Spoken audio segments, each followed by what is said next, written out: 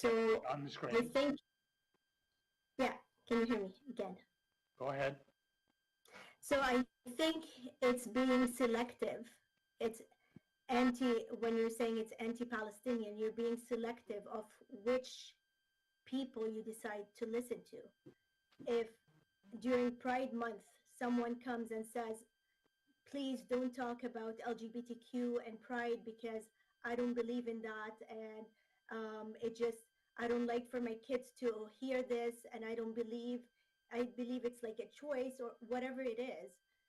You cannot be like, okay, then we're not going to celebrate Pride Month because there's some delicate sensibilities that we're going to offend.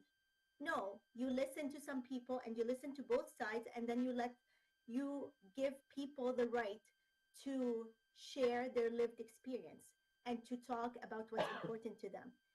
You are re-traumatizing Palestinians who have not been heard, who are always silenced, and again, you are silencing them. You are choosing which side to listen to and which side to oppress. So you cannot say that you're doing this in good faith when a huge bunch of us were oppressed and not listened to. We decide every day to watch a genocide with our eyes open because governments and officials like yourself decide to go blinded and not look at all of that. We have to horrifically bear witness, eyes open. And then when you deny this and go behind the curtain of, oh, but I was listening to the people, you weren't listening to all people. You were choosing which people to listen to. And that is not right. Just like you wouldn't choose a bigot or someone who is anti-pride or is a homophobe and decide that, oh no, you know what, I'm going to listen to them because they're offended by gay people. You won't do that because those are nice buzzwords those are things that we can stand behind. But Palestinians, no, then there's two sides of the story and we have to choose which ones. And you chose wrong. You chose to listen and oppress other people. Are there any further questions about the proposed flag raising and sign lighting policy amendments? No. Thank you. Through you, Chair.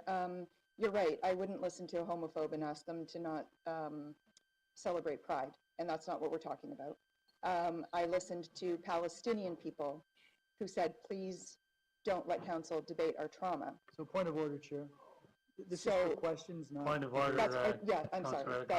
So you're correct that I wouldn't do that. So how is listening to Palestinian people anti-Palestinian racism? Through you, Chair, you didn't listen to all Palestinian people because all of us delegates who were there on January 25th, who are Palestinian, who are from Palestinian communities, who wanted to speak, you chose to shut us down. So I don't know why you would listen to some Palestinian people and not all of them. And then you would not listen to homophobes, but you would listen, like you're just being very contradictory of what you're saying. You're saying Palestinians are such a unique unicorn that you can quiet us and listen to some of us, the ones who are telling you the things that make sense to you. But then all these delegates who are standing there, who are wanting to share their trauma, who are looking forward to support from community members, who are looking for support from people who swore to help the constituents. Your job is to help all constituents. You can't pick and choose which ones you listen to.